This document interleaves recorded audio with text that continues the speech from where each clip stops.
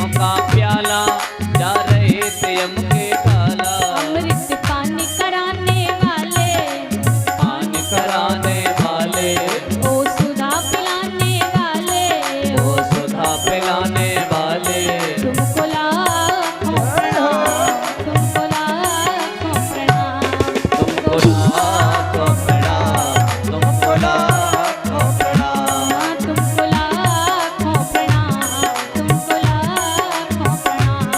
तुमको लाखों प्रणाम, तुमको लाखों प्रणाम। हरि कथा सुनाने वाले, हरि कथा सुनाने वाले, हरि दर्श कराने वाले, हरि दर्श कराने वाले, तुमको लाखों प्रणाम, तुमको लाखों प्रणाम, तुमको लाखों प्रणाम, तुमको लाखों प्रणाम, तुमको लाखों प्रणाम, तुमको लाखों तुमको लाखों प्रणाम। प्रणाम, तुमको लाखों प्रणाम।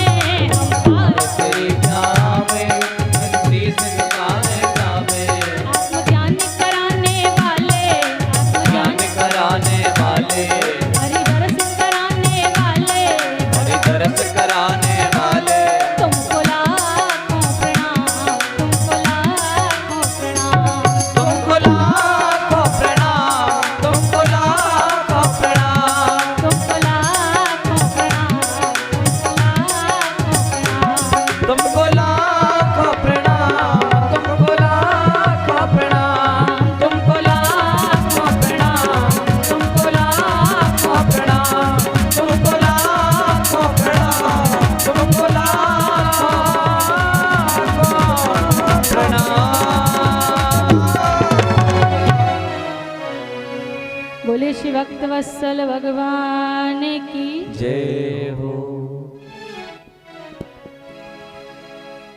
तत्राभवद भगवान व्यासपुत्रो श्री व्यासपुत्र श्री सुखदेव जी महाराज को सुंदर आसन दिया। आसन पर बिठा करके प्रार्थना करते हुए हाथ जोड़ करके परीक्षित जी ने ज्यादा विलंब ना करते हुए एक प्रश्न पूछ लिया। कहने लगे महाराज, म्रियमाणस्य किम कर्तव्यम, 7 दिन में मरने वाले का कर्तव्य क्या है, 7 दिन में मरने वाले की मुक्ति का उपाय क्या है, 7 दिन में मरने वाले व्यक्ति को क्या करना चाहिए, कृपा करके बताइए। सुखदेव जी महाराज ने जैसे सुना गदगद हो उठे, प्रसन्न हो उठे और इतने प्रसन्न हुए, इतने प्रसन्न हुए, इतने प्रसन्न हुए कि सीधा उत्तर देने लगे। श्री सुखदेव जी महाराज कहते हैं, राजन, वरीयानेशते प्रश्नः कृतो लोकऋतो नृपः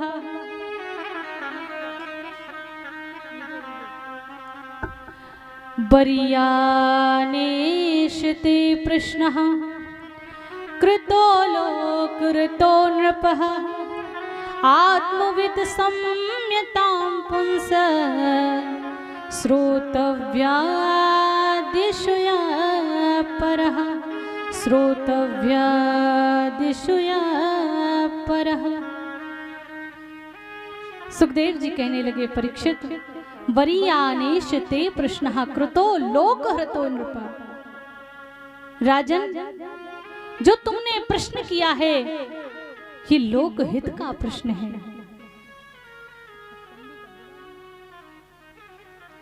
ये लोक कल्याण का प्रश्न है, जन कल्याण का प्रश्न है। क्योंकि 7 दिन में मरने वाले अकेले तुम तो नहीं हो, प्रत्येक व्यक्ति को 7 दिन के भीतर ही मरना है। क्यों? क्योंकि 7 से 8वां दिन तो आज तक बना ही नहीं, फिर मरोगे कैसे?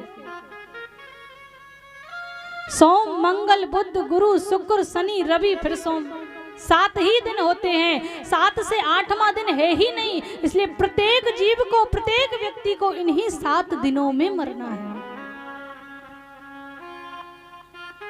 सबको 7 दिन के भीतर ही मरना है, 7 से 8वां दिन कोई नहीं है। इसलिए ये प्रश्न तुम्हारा अपना प्रश्न नहीं है, तुम्हारा निजी प्रश्न नहीं है।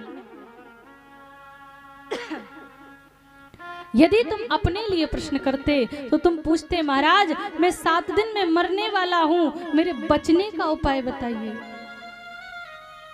लेकिन तुमने बचने का उपाय नहीं पूछा, तुमने कहा है 7 दिन में मरने वाले की मुक्ति का उपाय बताओ। तो 7 दिन में मरने वाले की मुक्ति का उपाय, ये तो जन कल्याण का प्रश्न है। वरीयानेशते प्रश्ना कृतो लोकहृतो नृप, ये तो लोक कल्याण का प्रश्न है। निद्रया ह्रियते नक्तं व्यवायेन च वावया दिवाचार्थे हया राजन कुटुंब भरणेन वा।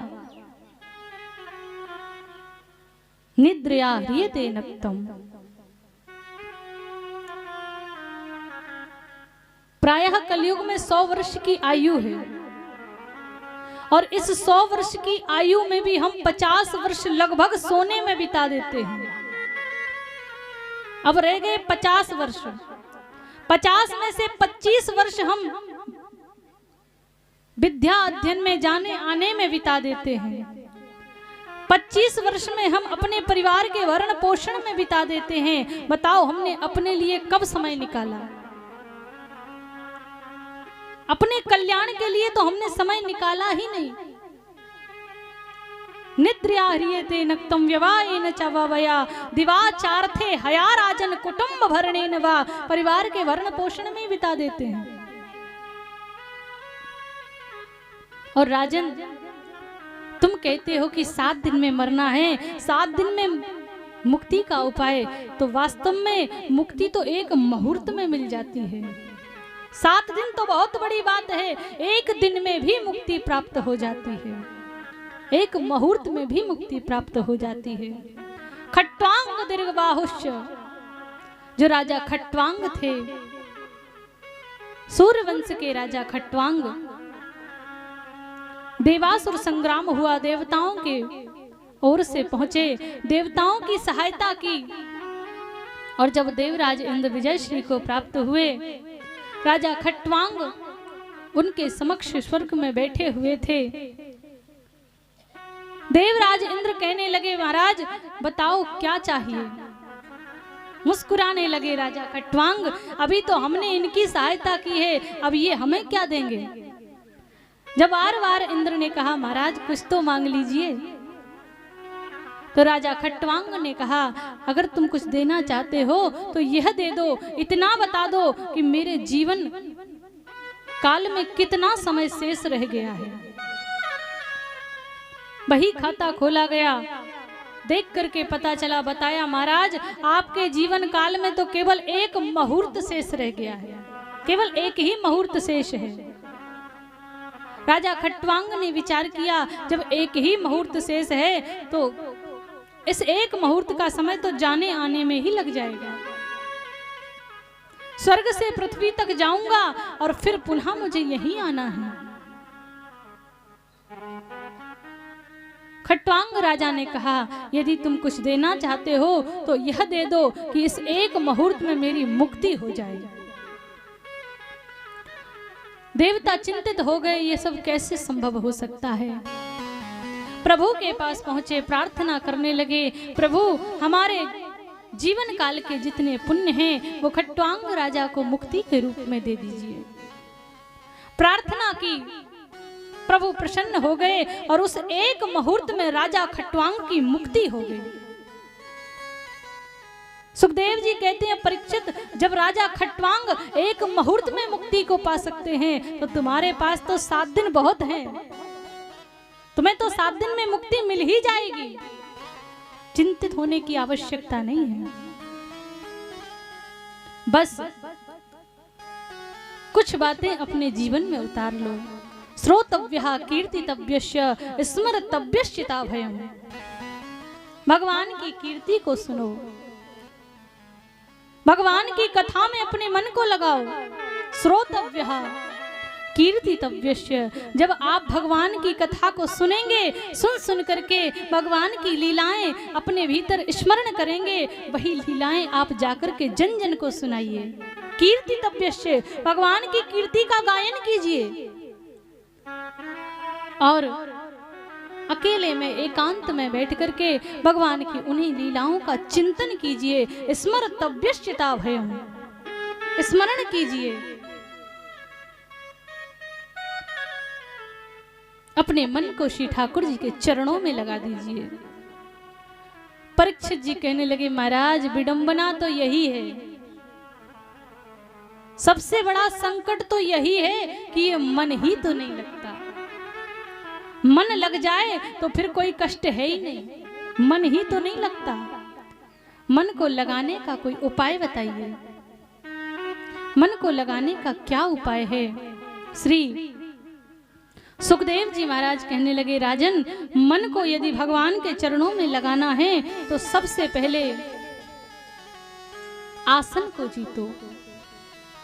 जितासनो जितश्वासो जित संगो जितेंद्रियः, सबसे पहले आसन को जीतो, फिर श्वास को जीतो। जब आसन जीत लो, एक आसन पर समय समय पर बैठने का अभ्यास बनाओ, धीरे धीरे करके एक आसन पर बैठने का अभ्यास बनाओ। और जैसे ही एक आसन पर निरंतर बैठने का अभ्यास हो जाए, आसन को जीत लो, इसके बाद प्राणायाम करो। श्वास को जीतो, जितना श्वास हो श्वास को जीतो। और जब श्वास को जीत लो, उसके बाद जित संगो, संग को जीतना चाहिए, क्योंकि संग से ही आते हैं दोष और संग से ही आते हैं गुण। संग की बहुत महत्वता है। संसर्ग जहाँ दोष गुणा भवंती, संग से ही तो दोष व्यक्ति के भीतर पैदा होते हैं और संग से ही गुण पैदा होते हैं। तजो मन हरि विमुखन को संग, जाके संग कुमति उपजत है, परत भजन में भंग। तजो मन हरि विमुखन को संग, ऐसे का संग ही त्याग दो जिनके साथ भजन में भंग पड़ रहा है। संग का बहुत महत्व है।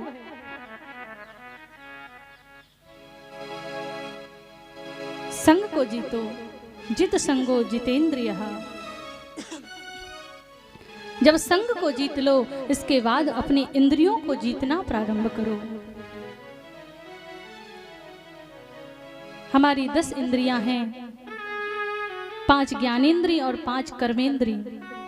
इन इंद्रियों को जीतना प्रारंभ करो। मन कहता है, जिह्वा कहती है कि अरे हमें तो रसमलाई खानी है। जिह्वा कह रही है रसमलाई खानी है, कोई दिक्कत नहीं है, रसमलाई खाओ, लेकिन रसमलाई को लेकर के पहले ठाकुर जी को भोग लगा दो। हमारी जो इंद्रियां कह रही हैं, उन इंद्रियों का रास्ता प्रभु के चरणों की ओर मोड़ दो। इंद्रियों पर विजय प्राप्त करो। देखना इंद्रियों के ना घोड़े भगे, इनमें हरदम ये संयम के कोड़े करें। संयम से इंद्रियों को जीतो, और जब इंद्रियों को हम जीत लेंगे, स्थूले भगवतो रूपे मनः संदार योदिया, जब इंद्रियों को जीत लेंगे, इसके बाद जो इंद्रियों का भोक्ता मन है, इस मन को ठाकुर जी के चरणों में लगा दो।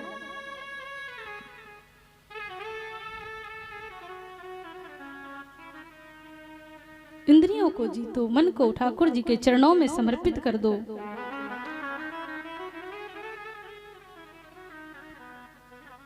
जिस कामना से, जिस भाव से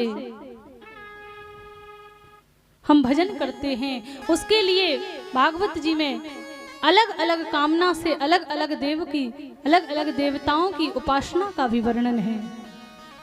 विद्या अध्ययन करना चाहते हैं, भगवान भोलेनाथ की उपासना करो। सुंदर रूप चाहते हैं, गंधर्वों की उपासना करो। अन्न चाहते हैं, माता अन्नपूर्णा की उपासना करो। और महाराज जब हम कुछ भी नहीं चाहते, बोले जब कुछ भी नहीं चाहते तो अकामः सर्व कामो वा मोक्ष कामः उदारधि तीव्रेण भक्ति योगेन यजेत पुरुषं परम।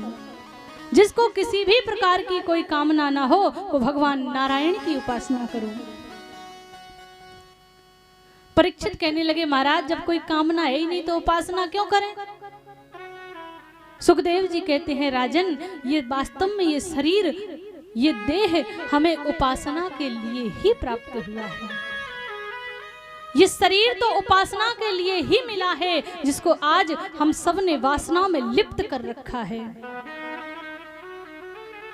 इस शरीर से वासना को हटा करके उपासना में लगाओ। कामना हो अथवा ना हो, हमें नारायण की उपासना तो करनी ही चाहिए। और जो व्यक्ति उपासना नहीं करते, उसके लिए, उसको देख करके कई पशु भी प्रसन्न होते हैं। स्वविटवरा खरऊ होष्ठ। जब हम आपस में लड़ते झगड़ते हैं ना, तो कुत्ते भी हमको देख करके बड़े प्रसन्न होते हैं। महाराज ये तो हमारी बिरादरी के हैं, हमारी जैसे भौं भौं करते रहते हैं। कुत्ते प्रसन्न होते हैं। जब हम केवल उदर के भरण पोषण में लगे रहते हैं, तो सूकर हमें देख करके बड़े प्रसन्न होते हैं कि हम भी पेट भरने में लगे, ये भी पेट भरने में लगे हैं, हमारी ही बिरादरी के हैं। जब हम गर्व से अपनी गर्दन को ऊंची करके चलते हैं, तो ऊंट हमें देख करके बड़े प्रसन्न होते हैं। महाराज ये तो हमारे ही जैसे हैं, सबको अपने नीचे समझ रहे हैं। पशु भी हमें देख करके प्रसन्न होते हैं, अपनी बिरादरी का समझने लगते हैं। इसलिए प्रत्येक जीव को अपने जीवन में उपासना अवश्य करनी चाहिए। विलेवतो रुक्रम विक्रमान्ये न श्रवणतः कर्ण पुटे नरस्य।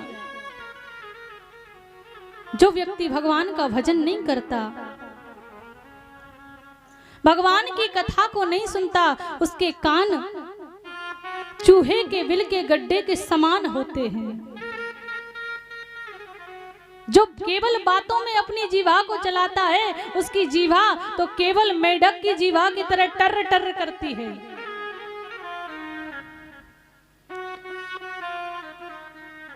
और ये सृष्टि,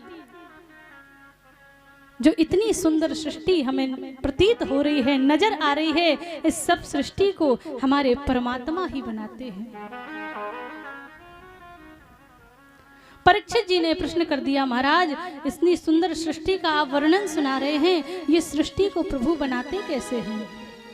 सृष्टि का वर्णन सुनाइए। और जैसे इस सृष्टि के वर्णन के बारे में कहा, आज सुखदेव जी को स्मरण हो आया, मैंने कथा प्रारंभ कर दी, मंगलाचरण तो किया ही नहीं, क्योंकि इतने प्रसन्न हो गए थे, इतने गदगद हो गए थे परीक्षित के प्रश्न से कि आज सुखदेव जी महाराज मंगलाचरण करना भी भूल गए, मंगलाचरण करना तक भूल गए। सुखदेव जी महाराज ने सुंदर प्रभु का ध्यान किया, मंगलाचरण किया। मंगलाचरण करने के बाद वर्णन करने लगे सृष्टि प्रकरण की, सृष्टि कैसे उत्पन्न हुई। सृष्टि प्रकरण का जब वर्णन सुनाने लगे तो कहने लगे, चारों तरफ जल ही जल था और उस जल में, क्षीर सागर में शेष सैया पर हमारे प्रभु लेटे हुए थे। प्रभु के दिव्य नाभि कमल से ब्रह्मा की उत्पत्ति हुई। जैसे ही कमल से ब्रह्मा की उत्पत्ति हुई, चारों तरफ देखने की इच्छा प्रकट की, और जैसे ही चारों तरफ देखने की इच्छा प्रकट की तो 4 सिर हो गए। 4 सिर हो गए ब्रह्मा जी के, चारों तरफ देख रहे हैं और पुकार रहे हैं, क्वा हम क्वा हम क्वा हम, मैं कौन हूं कौन हूं कौन हूं। चारों तरफ देख रहे हैं। जैसे बच्चा पैदा होता है ना, तो पैदा होते ही चिल्लाता है, क्वा हम क्वा हम क्वा हम, क्वा क्वा करता है कि नहीं करता है। वो ये जानना चाहता है कि मैं कौन हूं, बताओ मैं कौन हूं। लेकिन हम सब उसको परिचय देते हैं, हम सब उसको इस संसार की माया में लिप्त कर देते हैं। किसी का भतीजा बना देते हैं, किसी का भांजा बना देते हैं, किसी का बेटा बना देते हैं। वास्तव में वो पूछता है कि मैं कौन हूं, मैं यहां क्यों आया हूं, कौन हूं मैं। क्योंकि जिस समय जीव गर्भ में रहता है, और गर्भ में रहता है जब व्यक्ति, जब जीव गर्भ में रहता है तो उसे इतना कष्ट होता है, इतना कष्ट होता है। गर्भवास समन दुखो न भूतो न भविष्यति, जैसा कष्ट ना तो कभी हुआ है और ना कभी होगा। इतना कष्ट होता है। माता यदि थोड़ा सा नमक भी खा लेती है ना, तो उसको भीतर जलन होती है, इतना कष्ट होता है। और जब कष्ट होता है तो प्रार्थना करता है प्रभु से, हाथ जोड़ करके रोता है, हे प्रभु मुझे इस गर्भ से निकाल दो, मुझे इस गर्भ से बाहर कर दो। इस बार मुझसे भूल हो गई, अब की बार ऐसा भजन करूंगा, ऐसा भजन करूंगा कि इस गर्भ में आना ही ना पड़े, ऐसा भजन करूंगा। भगवान कहते हैं, बेटा बार बार तुम यही वचन देते हो और भूल जाते हो। तो कहता है, प्रभु बस आखिरी बार क्षमा कर दीजिए, जैसे ही बाहर जाऊंगा सबसे पहले आपका भजन करूंगा, और कुछ भी नहीं करूंगा, केवल आपका भजन करूंगा, बस इस बार बचा लीजिए। भगवान तो बड़े दयालु हैं, प्रसन्न हो जाते हैं, और प्रसन्न होकर के प्रसव वेग के द्वारा जैसे उसको बाहर लाते हैं, और बाहर लाते ही बच्चा पूछता है, मैं कौन हूं, मैं कौन हूं। धीरे धीरे बड़ा होता है तो हम लोग उसे मैं और मोर तोड़ते माया, माया में लिपटा देते हैं। क्योंकि सबसे स्वच्छ जल कौन सा होता है? सबसे स्वच्छ जल यदि कोई है तो वो है आकाश के जल के जो बूंद गिरती है ना, वो सबसे स्वच्छ होती है। लेकिन वो स्वच्छ जल भी जब पृथ्वी पर गिरता है तो मैला हो जाता है। भूमि परते भा ढावर पाही, भूमि परते भा ढावर पाही,